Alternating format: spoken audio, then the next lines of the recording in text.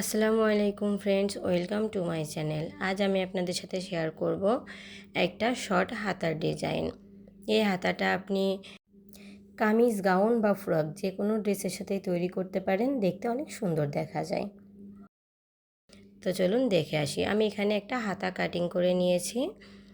দেখুন, আমরা যেভাবে সাধারণত হাতা কাটিং করে থাকি সেভাবেই কাটিংটা করে নিয়েছি। আমরা যারা ডিজাইন দেখতেছি তারা অবশ্যই হাতাটা কাটিং করতে জানি, তাই আর হাতা কাটিং করা আমি সেভাবে দেখাইনি। আমার এখানে 10 ইঞ্চি চওড়া নিয়েছি আর 8.5 ইঞ্চি লম্বা নিয়েছি হাতাটার। এটা সেলাই সহ। তো দেখুন, আমি এখান থেকে ডিজাইন করে আপনাদেরকে দেখাবো। আমি নিচের থেকে মুহুরির জন্য 1.5 ইঞ্চি কাপড়, এটা এখন দাগ না দিলেও চলে, তারপর আমি দেখিয়ে দিচ্ছি আর কি। 1.5 ইঞ্চি এক্সট্রা মুহুরির জন্য রাখবো। আর উপর থেকে দেখুন, আমার এখানে 1/2 ইঞ্চি থাকবে সেলাইয়ের জন্য। তো আমার এই নিচের এই জায়গাটুকুই আমি মাপ নেব। তো এখান থেকে আমি এই যে সেলাইয়ের নিচ থেকে আমার এখানে 3 ইঞ্চিতে একটা মার্ক করব। আর এই 3 ইঞ্চির নিচ থেকে আবার 1.5 ইঞ্চিতে আর একটা মার্ক করব।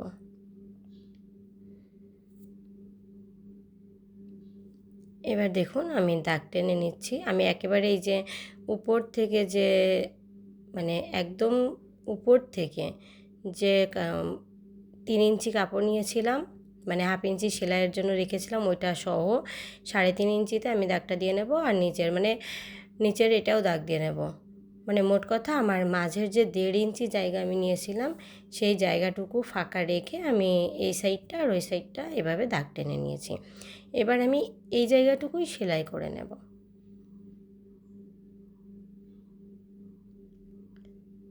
আমি উপরে যে 1/2 ইঞ্চি সেলাইয়ের জন্য বা নিচে মুহুরির জন্য 1.5 ইঞ্চি সেলাইয়ের জন্য রেখেছি, এটা এই মুহূর্তে মাপের কোনো প্রয়োজন নেই। তারপরেও আমি হাতাটা কাটিং করেছি কতটুকু সেই জন্যই দেখিয়ে দিলাম। এখন আমি উপর থেকে 3.5 ইঞ্চিতে সেলাইটা করে নিলাম। আবার মাঝে গ্যাপ রেখে নিচের সেলাইটাও করে নিচ্ছে।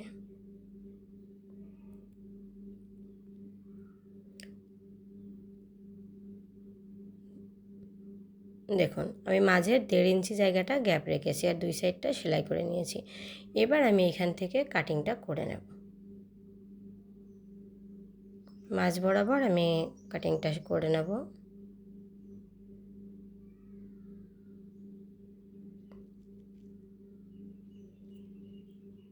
এবার আমি সেলাইটাকে দুই দিকে দিয়ে মাঝামাঝি এভাবে নখ দিয়ে বসিয়ে নিচ্ছি।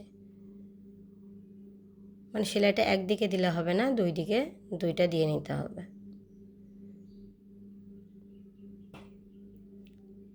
নেওয়ার পরে আমি এই যে কাপড়টা এখানে মুখ খোলা অবস্থায় আছে, আমি এটাকে এভাবে মুখ ভেঙে সেলাই দিয়ে নেব।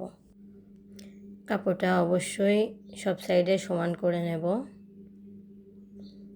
আর সেলাইটা দেওয়ার সময় আমাদেরকে খেয়াল রাখতে হবে সেলাইটা যেন আঁকাবাঁকা না হয়ে যায়, তাহলে আবার উপর থেকে ডিজাইনটা খারাপ দেখা যাবে।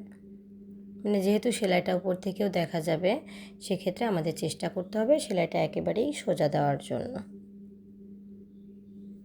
তো আমরা এক সাইডে সেলাইটা দিয়ে নিয়েছি, অন্য সাইডটাও একইভাবে মুড়িয়ে নিচ্ছি,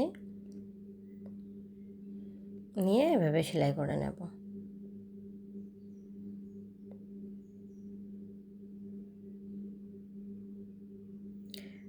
অল্প জায়গা, তাই খুব সাবধানে আস্তে আস্তে করে সোজাভাবে সেলাইটা দিয়ে নিতে হবে। তো আমার দুটো সাইডই সেলাই করা হয়ে গেছে। এবার দেখুন, আমার এই যে মাঝের এই জায়গাটুকু ফাঁকা আছে, আমি এবার হাতার মুহুরিটা ভাঁজ করে সেলাই করে নেব। প্রথমে এক ভাঁজ দেব, তারপরে এভাবে আর একটা ভাঁজ দিয়ে সমান করে নিয়ে এর উপর দিয়ে সেলাইটা দেব।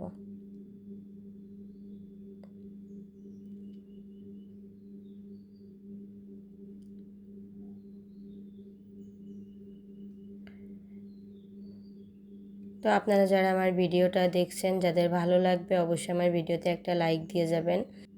আর আমার চ্যানেলের পরবর্তী ভিডিও পেতে আমার চ্যানেলটা সাবস্ক্রাইব করে রাখুন। তো আমি মুহুরিটা সেলাই করে নিলাম। আমার হাতা মোটামুটি কিন্তু তৈরি হয়ে গেছে।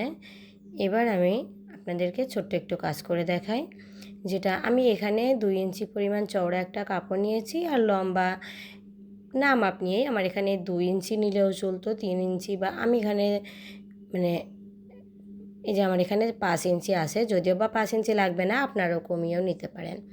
তো আমি এখানে 5 ইঞ্চি নিয়ে নিয়েছি। দেখুন, প্রথমে এভাবে একটা ভাঁজ দিয়ে নিলাম, এই সাইডে দিয়ে এই সাইড থেকে আর একটা ভাঁজ দিয়ে নেব, নিয়ে মাছ বরাবর ভাঁজটা দিয়ে নেব। মানে আমরা এটা দিয়ে একটা ছোট ফিতা তৈরি করে নেব আর কি। এই যে এই সাইড দিয়ে একটা সেলাই দিয়ে নেব। আমি সেলাইটা দিয়ে নিচ্ছি। দেখুন, আমাদের একটা ছোট ফিতা তৈরি হয়ে গেছে অলরেডি। তো আপনারা চাইলে সাইড দিয়ে আরেকটা সেলাই দিয়ে নিতে পারেন, মানে অপর সাইডে আমি একটা সেলাই দিয়ে নিচ্ছি, আবার নাও দিতে পারেন, এটা কোনো বিষয় না। তো আমার একটা ছোট্ট ফিতা তৈরি হয়ে গেছে। এবার আমি হাতাটা নিয়ে নেব। দেখুন, আমি এখানে একটা সুইতে কিছুটা সুতা লাগিয়ে নিয়েছি, যেটা দেখুন একটু খেয়াল করবেন, এখানে দেখলে বুঝতে পারবেন। আমি এখানে কিছুটা যে কাঁথা যেভাবে আমরা সেলাই করে থাকি, এভাবে কিছুটা অংশ সেলাই করে নেব। মানে কিছুটা অংশ মানে যেটা আমাদের এই যে 1.5 ইঞ্চি জায়গা আমি ফাঁকা রেখেছিলাম, ঠিক এই পর্যন্ত। আর এটা একেবারে আমি মাছ বরাবর করব। দেখুন, সেলাইটা দেওয়ার পরে এই জায়গায় কিছুটা কুচি কুচি হয়ে আসবে।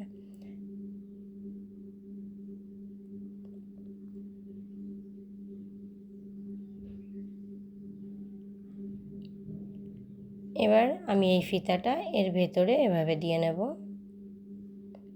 নিয়ে দেখুন একটু খেয়াল করে দেখবেন, একবার দেখলে আপনিও পারবেন এমন একটা হাতা তৈরি করে নিতে।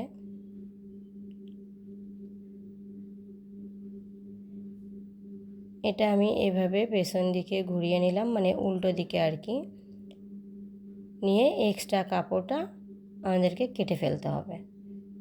কেটে ফেলে এটা এর সাথে গুছিয়ে সেলাই করে দিতে হবে।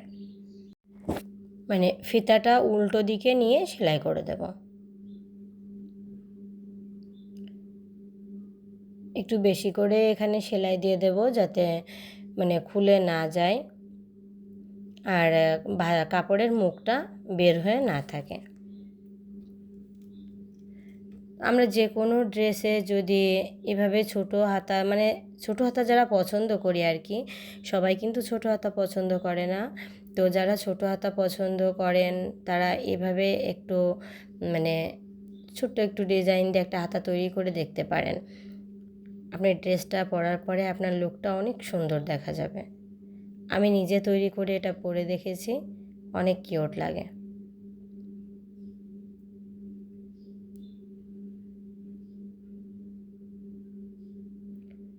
তো আমি এখানে গিরা দিয়ে নিচ্ছি।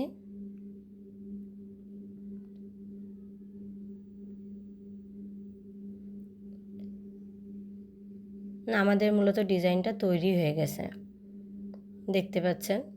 এটা দেখে কতটা কিউট লাগছে আমি জানি না, বাট এটা মানে আপনি যখন ড্রেসে লাগিয়ে ড্রেসটা পরবেন, তখন কিন্তু অসাধারণ সুন্দর একটা লুক আসবে। একবার ট্রাই করে দেখতে পারেন এমন করে হাতা দিয়ে ড্রেস তৈরি করে। আর কি যারা শর্ট হাতা পছন্দ করেন, এটা তাদের জন্য। তো আমরা এভাবে ভাঁজ করে সমান করে নিয়ে মুহুরির মাপটা নেব, আর মুহুরির মাপ বরাবর সেলাইটা করে ড্রেসের সাথে লাগিয়ে নেব। ড্রেসের সাথে লাগাতে গেলে আমাদের আর্মহোলটা ঠিক এভাবে সেট করে নিতে হয়। এই যে এভাবেই সেট করে আমরা সেলাইটা করে নেব।